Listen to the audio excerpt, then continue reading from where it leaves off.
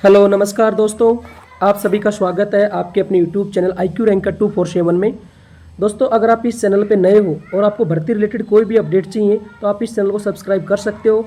अगर आपको वीडियो अच्छी लगे तो इसको लाइक ज़रूर करके जाए। तो चलिए इस वीडियो की हम शुरुआत करते हैं। सबसे पहले मैं बता दूँ, SSC चंडीगढ़ JBT का रिजल्ट आ चुका है और सभी बच्चों ने अपना स्कोर चेक कर लिया होगा। अब जितना भी स्कोर बच्चों का बना है उसके हिसाब से एक वीडियो बना रहा हूँ मैं। वो जो कट ऑफ जो है पिछली कट ऑफ से रेगुलर वाली कट ऑफ को मिला के और अब की जो पेपर हुआ उसके लेवल को मिला के कट ऑफ मैंने बनाई है। वो जो है आप उसको देख सकते हो, लगभग जो है 1-2 नंबर ऊपर या 1-2 नंबर नीचे ये कट ऑफ आपकी रहने वाली है। ये जो कट ऑफ मैं बना रहा हूँ इसमें मैं आपको एक चीज़ बता दूँ कि ये जो इसमें क्या होता है कि शुरू के 1.5 गुना बच्चे बुलाए जाते हैं और जो बच्चे ज्वाइन नहीं करते हैं, जैसे मान लो जर्नल के उन्होंने 1.5 गुना बच्चे बुलाए और उनमें से जैसे मान लो 20 बच्चों ने ज्वाइन नहीं किया, 50 बच्चों ने ज्वाइन नहीं किया, तो मेरिट जो है आपकी नीचे वाले बच्चों को उठा लिया जाता है, नीचे वाले बच्चों का नंबर आ जाएगा। तो ऐसा नहीं होता कि भाई वेटिंग लगा देंगे, लंबी वेटिंग रहेंगी। ये जो है लगभग लिस्ट अभी पहली लिस्ट आएगी, उसके बाद जो है 2-3 लिस्टें और आएंगी। जब तक ये वैकेंसी पूरी फिल नहीं होती तब तक जो है लिस्टें आती जाएंगी। ठीक है, तो चलिए इस वीडियो की शुरुआत करते हैं। सबसे पहले मैं बता दूं कि जिस बच्चे का जनरल कैटेगरी के अंदर स्कोर जो है वो 85 के आसपास, 85 या 1-2 नंबर इसके नीचे कर लो कि भाई 83, 82 के आसपास बन रहा है, वो जनरल कैटेगरी के अंदर पूरी तरीके से सेफ है। उसके बाद EWS की बात करें तो EWS के अंदर जिस बच्चे का 80 या 82 स्कोर बन रहा है, 80 से ऊपर बन रहा है, उस बच्चे का सिलेक्शन ईजिली हो जाएगा। क्योंकि पहली लिस्ट के अंदर ये मान लो कि भाई 82 वाला बच्चा उठाया जाए, लेकिन इनमें कई बच्चे जो हैं वो ज्वाइन नहीं करेंगे तो लिस्ट जो है 1-2 नंबर जो है नीचे आ जाएगी। अब हम बात कर लेते हैं OBC की। OBC की जो लिस्ट है वो 80 से 83, जिस बच्चे के 80 नंबर बन रहे हैं, 80 से ऊपर नंबर या 79 नंबर बन रहे हैं, वो बच्चा जो है OBC के अंदर आराम से सिलेक्ट हो जाएगा। और OBC SC की खास बात ये भी है क्योंकि इसमें काफ़ी बच्चे जो हैं अगर किसी के नंबर ज़्यादा हैं वो बच्चा जनरल कैटेगरी के अंदर जंप कर जाता है तो उसकी जो सीट है वो नीचे वाला बच्चा फिल कर देता है। SC की बात करें तो SC के अंदर जिस बच्चे के 75, 73 या इसके आसपास जो नंबर है वो बच्चा जो है इजीली इसमें SC कैटेगरी के अंदर सेलेक्ट हो जाएगा। ST की बात करें तो ST में जिसके 70 नंबर हैं, 72 नंबर हैं, वो बच्चा जो है ST के अंदर इजीली सेलेक्ट हो जाएगा। अब काफ़ी बार क्वेश्चन आता है कमेंट के अंदर, जो ESM कैटेगरी है, ESM कैटेगरी के अंदर जितने भी ESM साथी, एक्स सर्विसमैन साथी है, वो सभी के सभी ले लिए जाते हैं। फिर बात आती है DESM की। ये क्वेश्चन भी बहुत बार पूछा जाता है कि DESM की कितनी जाएगी। देखो, DESM की अलग से नहीं जाती है।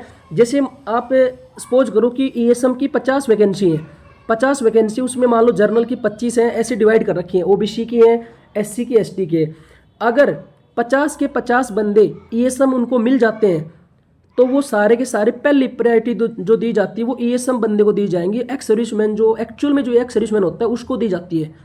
अगर कोई सीट खाली रह जाती है, जैसे 50 में से मान लो 40 ESM फिल हो गए और 10 सीट भर गई हैं, फिर नंबर आता है DESM डिपेंडेंट का। अब डिपेंडेंट के में कैटेगरी वाइज जिस बच्चे के ज़्यादा नंबर है उसको प्रेफरेंस मिलती है। ऐसे होता है, ऐसे नहीं होता कि भाई DSM की किसी के डिपेंडेंट के 90 नंबर है और कोई फौजी भाई है उसके जैसे मान लो 50 नंबर है तो DSM को सिलेक्ट कर लिया जाए, ऐसा नहीं होगा। पहले जो प्रायोरिटी मिलेगी वो 50 नंबर वाले को मिलेगी, ESM को।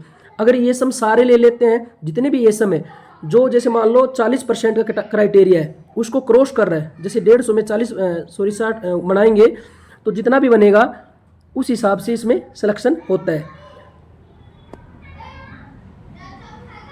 तो जो 40% का एरिया 150 में से निकाल रखे 60 नंबर के आसपास, 60 से ऊपर नंबर होने चाहिए, कोई भी कैटेगरी का हो। ESM अगर किसी के 61 नंबर है, किसी के मान लो 61 नंबर ESM के और डिपेंडेंट के मान लो 68 नंबर है, तो पहला मौका 61 वाले को मिलेगा। ये सारे फिल हो जाते हैं, फिर जाके देखा जाएगा भाई DSM में किसके ज़्यादा है।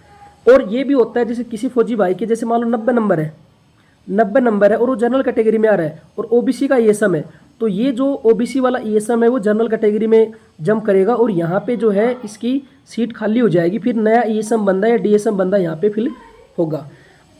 तो मैं आपको बता दूं, यहाँ पे जब DV करवाया जाएगा तो 1.5 गुना बच्चे यहाँ पे बुलाए जाते हैं। शुरू में 1.5 गुना बच्चों की लिस्ट यहाँ पे जारी की जाएगी। हर बच्चे के नंबर जो है रेंज वाइज जो है लगे रहेंगे।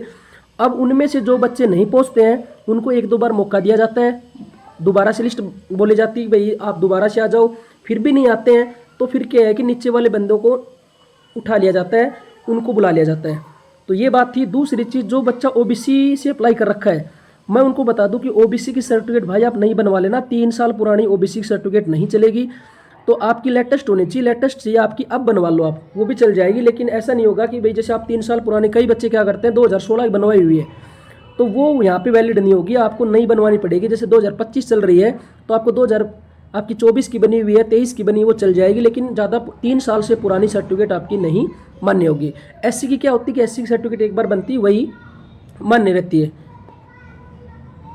और इसकी जो लिस्ट आती है, इसकी जो एसएससी चंडीगढ़ की जो लिस्ट आएगी, वो एक बार लिस्ट आने के बाद दोबारा से मतलब 3-4 महीने आप देखोगे कि जैसे मान लो इनकी ज्वाइनिंग करवा दी जाती है, जैसे दिसंबर के लास्ट तक, आप सपोज कर लो दिसंबर के अंदर इनकी ज्वाइनिंग करवा दी, पहला बैच दिसंबर के अंदर आ जाएगा, जिसमें से मान लो 100 बच्चे ज्वाइन करवाए। उसके बाद एक लिस्ट और निकालेंगे, 15-20 दिन बाद, 25 दिन बाद एक दूसरा कुछ लिस्ट और आएगी, उसमें से और बच्चे ज्वाइन करवाए जाएंगे। मतलब जो बच्चे दिसंबर में ज्वाइन नहीं करेंगे उनकी जगह और बच्चे लेके जनवरी में ज्वाइन करवा दिए जाएंगे। फिर उनकी जगह अगर कोई ज्वाइन नहीं करेगा तो एक लिस्ट और आ जाएगी, वो फरवरी में ज्वाइन कर, मतलब 2-3 महीने ज्वाइनिंग चलती रहेगी इस चीज़ की। उसके बाद इसमें मेडिकल जो होता है वो बहुत ईजी होता है, मेडिकल में कुछ ज़्यादा बड़ा इशू होता नहीं है। डीवी के अंदर आपके डॉक्यूमेंट्स पूरे होने चाहिए, आपकी जो कंप्यूटर की सर्टिफिकेट है वो ओरिजिनल होनी चाहिए, कोई भी मतलब सरकारी मान्यता प्राप्त यूनिवर्सिटी से, कॉलेज से होनी चाहिए। ऐसे फर्जी सर्टिफिकेट ना बनवाए कि आप कहीं पैसे देके और आप बनवा लेते हो बाहर की यूनिवर्सिटियों से, वो यहाँ पे बिल्कुल भी नहीं चलेगी। पिछली बार एनटीटी के अंदर बहुत से साथी को बाहर किया गया था इस चीज़ के लेके। आपकी जो जेबीटी है, वो जेबीटी भी जो है आपकी जो है मतलब सही मान्यता प्राप्त यूनिवर्सिटी से होनी चाहिए। ऐसे कहीं से आप बाहर से जेबीटी की डिग्री बना के लाओगे तो वो भी यहाँ पे मान्य नहीं होगी। सबसे बड़ा पंगा पड़ता है वो डीवी के अंदर पड़ता है। डीवी के अंदर ओरिजिनल डॉक्यूमेंट्स होने चाहिए, सारे के सारे वैलिड डॉक्यूमेंट्स होने चाहिए। अगर वो डॉक्यूमेंट्स आप फुलफिल नहीं करते हो तो वो आपकी जगह जो दूसरा बंदा वहाँ पे आ जाएगा। तो ये बात थी। अगर आपको और कोई अपडेट मिलती है हमें तो आपसे जल्दी साझा करेंगे। तब तक के लिए आपका बहुत बहुत धन्यवाद। Thank you very much. अगर आपकी वीडियो अच्छी लगी हो तो इसको लाइक करें, सब्सक्राइब करें। Thank you very much.